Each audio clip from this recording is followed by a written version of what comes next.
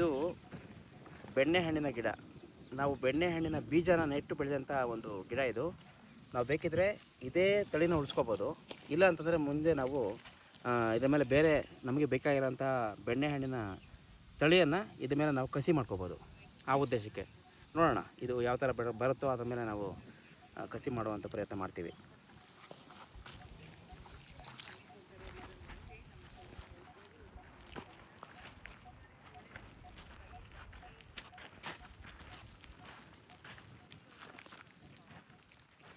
ನೀವು ಗಿಡಗಳು ಹಾಕ್ತಾ ಇರೋ ರೀಸನ್ ಏನು?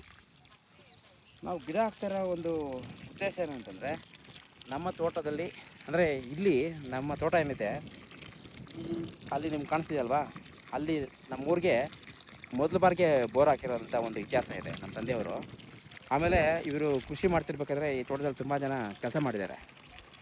ಆ ಒಂದು ಉದ್ದೇಶಕ್ಕೆ ಇಲ್ಲಿ ನಾವು ಬೇರೆ ಬೇರೆ ಬೆಳೆ ಬೆಳೆದು, ಅಂದರೆ ಏನು ತರಕಾರಿ ಇರ್ಬೋದು ಆ ಥರ ಬೆಳೆ ಬೆಳೀತಾರೆ.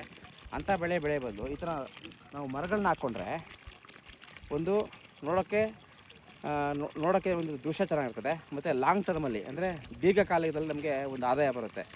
ಮಕ್ಕಳಿಗೆ ಅವ್ರಿಗೆ ಅನುಕೂಲ ಆಗಲಿ ಅಂತ ನಮ್ಮ ಉದ್ದೇಶ. ನಾವು ತಿನ್ಬೋದು, ಆದರೆ ಬಂದಾಗ ನಮಗೆ ಇಲ್ಲಿ ಬಂದಾಗ ಒಂದು ದೊಡ್ಡ ಮರ ಬೆಳ್ಕೊಂಡಿರೋದು ನೆರಳಲ್ಲಿ ಕುತ್ಕೋಬೋದಾ ನೋಡಿ, ಎಷ್ಟು ಬಿಸಿಲಿದೆ.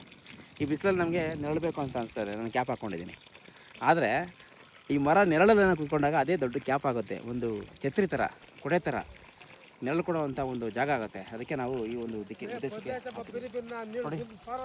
ನೋಡಿದಾರಲ್ಲ, ತುಂಬ ಅವರಿಂದನೇ ಗಿಡ ಚೆನ್ನಾಗಿರೋದು. ತುಂಬ ಆಟ ಮಾಡ್ತಾರೆ.